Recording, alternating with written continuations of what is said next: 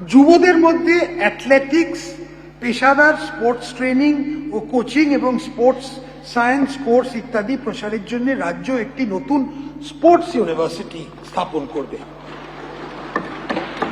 উত্তরবঙ্গে আন্তর্জাতিক মানের একটি স্টেডিয়াম এবং একটি ইনডোর স্টেডিয়াম তৈরির কাজ নেওয়া হবে।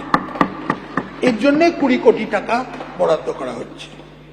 ক্রীড়া সংস্কৃতিকে পুনর্জীবিত করতে যুবদের ব্যাপক অংশগ্রহণের মাধ্যমে রাজ্যে খেলো ইন্ডিয়া কার্যক্রম শুরু করা হবে।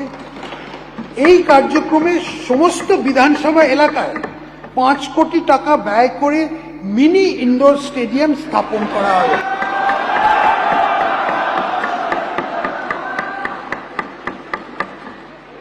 যে সকল স্পোর্টস ক্লাব জাতীয় স্তরে ক্রীড়া প্রতিযোগিতায় অংশগ্রহণ করবে তাদের 1 কোটি টাকা আর্থিক সহায়তা দেওয়া হবে।